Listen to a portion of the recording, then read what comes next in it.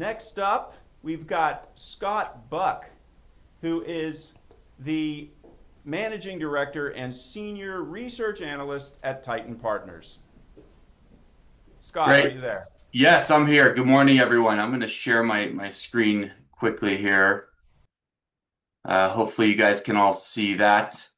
So, good morning, everyone. Again, my name is Scott Buck. I'm the Senior Technology Research Analyst at Titan Partners Securities in New York. Uh, I want to start. Well, first, I'll give you a shot at the disclaimer here. But I want to start with a question that might sound a bit strange. What is the largest undeveloped asset in the United States? It's not land, it's not spectrum, it's the air above our heads, specifically the airspace between the ground and call it 5,000 feet.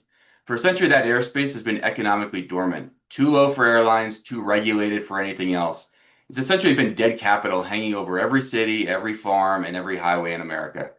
I believe that's ending right now. And the reason this RedChip virtual conference makes sense is because the companies best positioned to monetize that airspace are not the Boeings or the Lockheeds, they're small caps. Many of them in the market cap range this audience hunts in every day, covered by maybe one or two analysts, some even none at all. So I'm going to walk you through three catalysts that are converging this year: a regulatory unlock, a defense supercycle meets a supply chain vacuum, and a certification endgame. And then I'll close with a framework we use to separate the real businesses from the press release factories. Because in a theme this exciting, that discipline is where the money is actually made. So theme one, let's start with the single most important document in this entire sector. It's not an earnings report, it's a rule. FAA Part 108. Here's the problem it solves. Today, if you want to fly a commercial drone beyond the visual line of sight of the pilot, which is really the entire point of a drone, you need a case-by-case waiver from the FAA. One mission, one location, one approval. It's like needing an act of Congress every time a truck wants to leave the depot. That constraint, more than battery life, more than payload, and more than anything technical, is what's kept the commercial drone industry small. Part 108 replaces that waiver regime with a standardized national framework for beyond visual line of sight operations.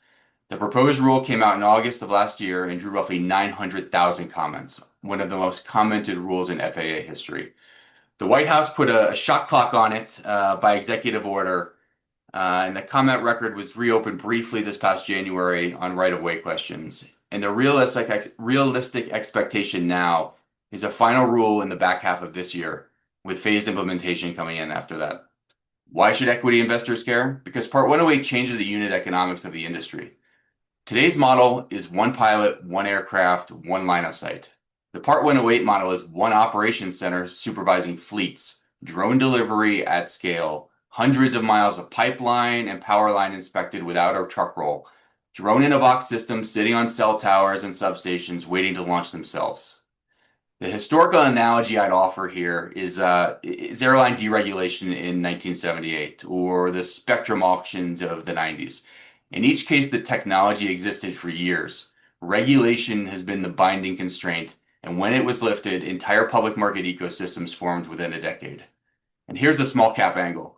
You don't have to pick the winning drone maker. Part 108 effectively mandates an equipment stack, detect and avoid sensors, resilient command and control links, traffic management software. Every one of those categories is a picks and shovels business, and most of the public companies in them are under $1 billion in market cap with almost no sell side coverage. So jump to the second theme here is defense and the supply shock hiding inside of it. So Ukraine rewrote the military doctrine in real time. A few $1,000 drone destroying a multi-million-dollar armored vehicle is the most asymmetric cost exchange in modern warfare. And I believe every Western defense ministry is paying attention. The Pentagon has responded with a procurement philosophy built around cheap, numerous, and expendable, bought fast and from many suppliers. That's a structural break from 50 years of buying, these exquisite platforms from five prime contractors. So it is by design a small company procurement model. But here's the part of the story I think the audience may underappreciate. While defense demand was accelerating, Washington was simultaneously removing the dominant supplier from the board. DJI, the Chinese manufacturer that at its peak controlled the overwhelming majority of the commercial drone market, is now effectively shut out of the US market on national security grounds. So think about what that means. In most industries, a demand supercycle attracts a flood of low-cost foreign competition that crushes margins. Here, policy has done the opposite. It created surging demand and a protected domestic market at the same time. NDAA-compliant, American-made drone manufacturers now have a moat in both channels at once. Defense procurement requires domestic supply chains, and the commercial market just lost its price setter. The names that benefit are almost all small caps. The airframe makers, but also the component layer underneath them. Flight controllers, radios, optics, batteries, where not made in China suddenly became a pricing advantage rather than a cost problem. And don't overlook the mirror image of this trade, counter drone. Every threat we've discussed is also someone else's threat, and counter UAS detection and defeat is becoming its own reoccurring budget line at bases, borders, stadiums, and even airports. So the third theme, electric air taxis. I know this sector spent this back era setting investor capital on fire, and so some skepticism may be deserved. However, something changed this spring that moves the eVTOL from a science project to kind of certification endgame.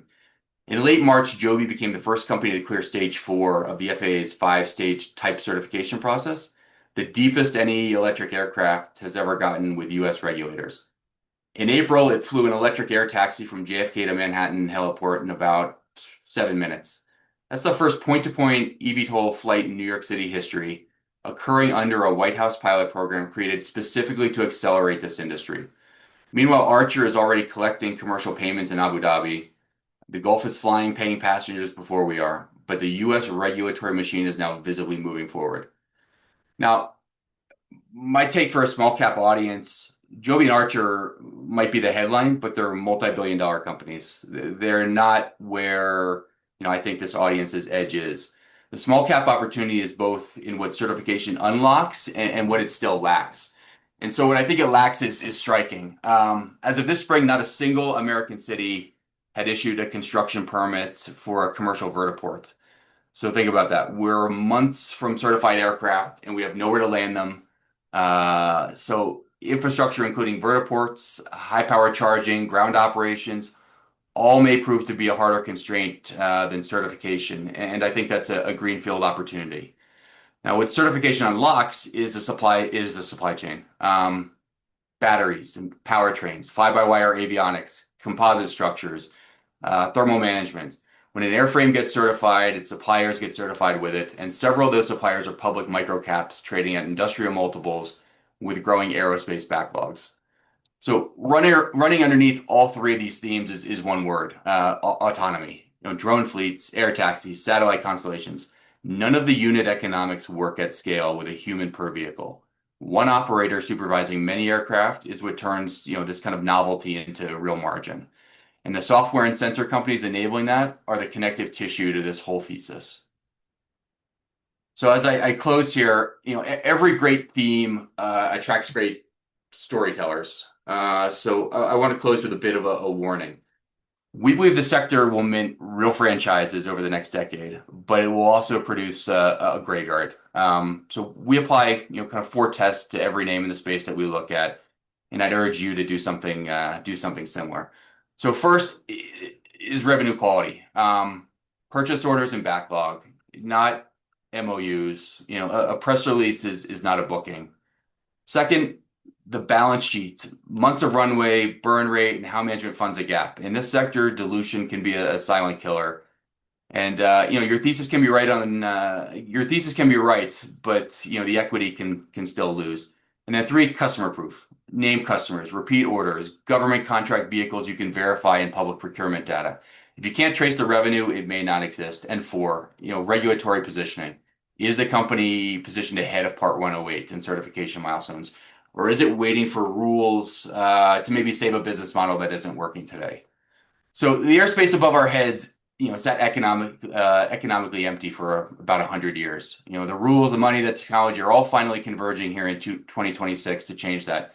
And for once, the companies at the center of it are small enough that this audience can matter to them. So I suggest we do the work, and I believe the next decade of this theme, absolutely belongs to small cap investors. Thank you, everybody. Thank you very much, Scott.